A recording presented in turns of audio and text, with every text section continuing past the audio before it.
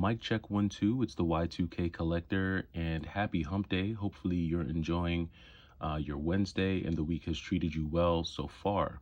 Now, there's an idea that I've been going back and forth between, and it's the thought process behind retro video games as a business and the thought process behind retro video games as a hobby. And I think these two thought processes were kind of blended or mixed together, especially during the height of the pandemic, when finding video games and sourcing product was extremely easy, just because there was a lot that you could find at yard sales at relatively low to reasonable prices. Now, with everything becoming extremely expensive and with more people exiting the speculative market of retro video games, I think those thought processes or the difference between the two have become more and more clear.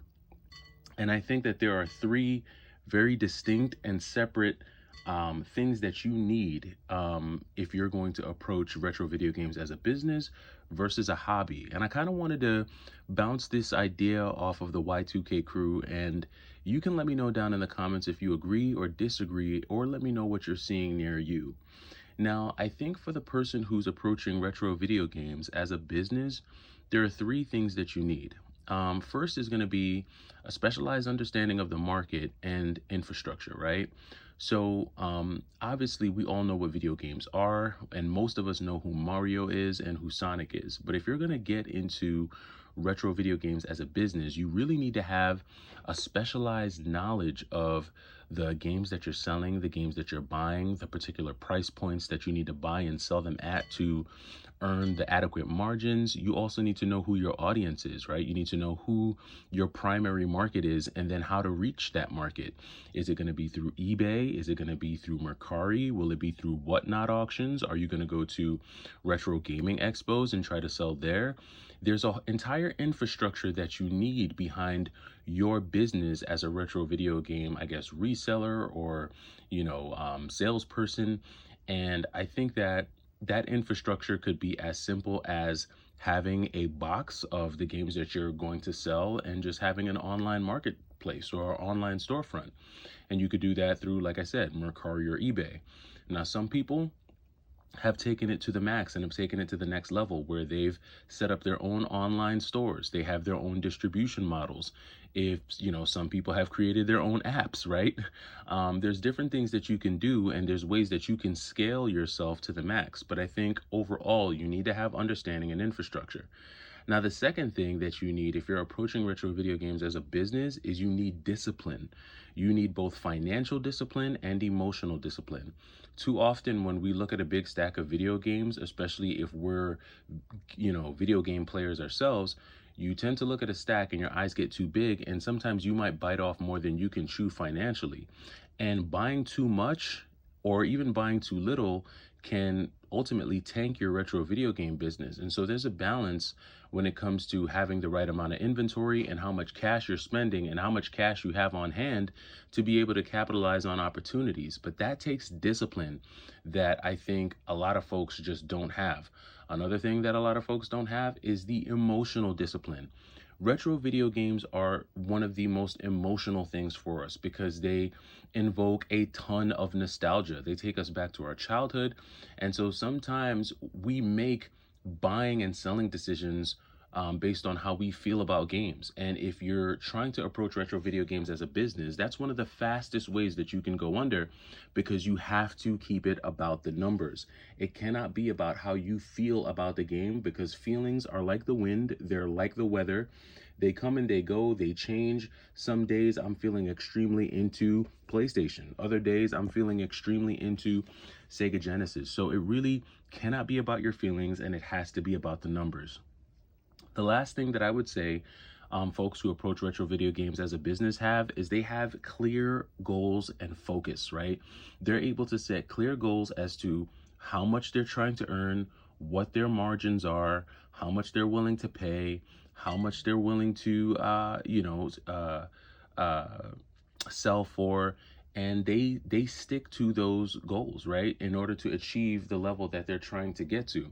And if you don't have a goal and you're just approaching retro video games as a business, saying, hey, I'm just going to buy the games I find and sell them and see how much money I can make, then you're kind of setting yourself up, I think, for failure, because everything starts with a goal in life, period. And so I think the folks who approach retro video games as a business have clear goals and they have focus. So again, if you're looking at retro video games as a business as a whole, you need infrastructure, you need specialized knowledge, you need to have discipline, both financial and emotional, and you need to have clear goals and the focus to execute on those goals.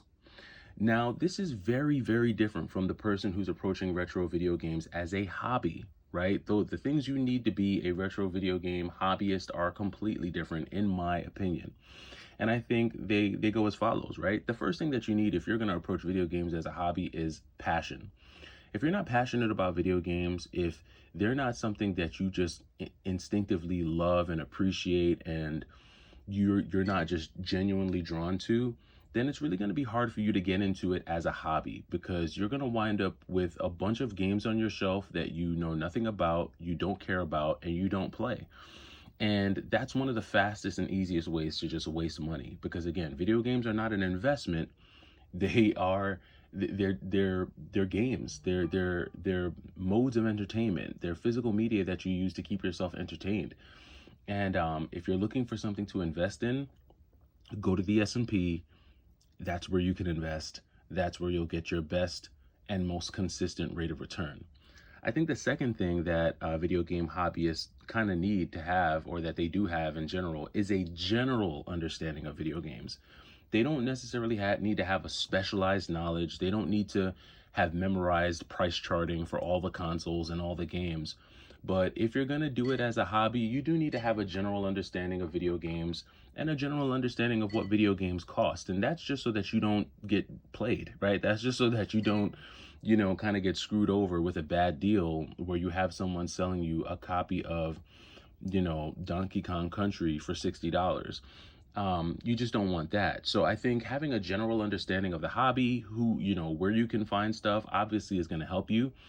And obviously, the more you know, the more savvy you'll be at picking up games and building a collection, if that's something that you choose to do. I think the last thing that video game hobbyists really need and require is they need community, right? The hobby of video games does have a humongous community aspect to it. And I think that's what makes it so beautiful. And I think that's what makes it so, integral, There's so many message boards on Reddit. There are so many YouTube pages and YouTube channels with folks who have shared experiences. Think about it. Millions of people have played Super Mario. Literally millions of people have played Super Mario. Millions of people have played Zelda. Millions of people have played Sonic. And so those millions of people have a million different experiences. They have a million different memories tied to those video games. And so when you get together in a group with a group of people and you can share where you were at back in 1992 when you were playing Rocket Knight Adventures, one person might have been somewhere up in Vermont at, a lake house playing Rocket Knight one summer. Another person might have been down in Crown Heights, Brooklyn, and maybe their big brother just brought them a Sega Genesis and they played Rocket Knight for the first time. Maybe someone in Southern California, down in San Diego, maybe they played Rocket Knight Adventures, and maybe they were listening to Dr. Dre. Everybody has a different experience with video games, and I think the community aspect of it is what I think is needed when it comes to the hobbyist, right? The person who's looking at video games as a hobby. And I think these differences is what's really going to separate the retro gaming community as a whole for both retro video game business personnel and retro video game hobbyists. And I think as time goes on, prices continue to rise and the opportunities to acquire these games become more scarce. You're going to see where things like emulation rise even more, because people are going to be more interested in the experience, and that the experience is a whole nother conversation, right? Because you're going to have your retro game purists who will feel like the only experience is the genuine experience of playing these games on their original hardware with the original cartridge or disc. But then you're going to have that community who says, you know what, I just want to experience the software. So let me go ahead and emulate it, and that's just fine for me.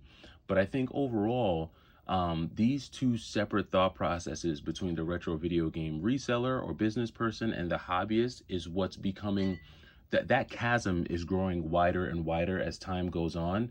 And I think as you see changes occur in the marketplace, and as you see the overall financial climate continue to change, I think that's where you're going to see that distinction grow even more.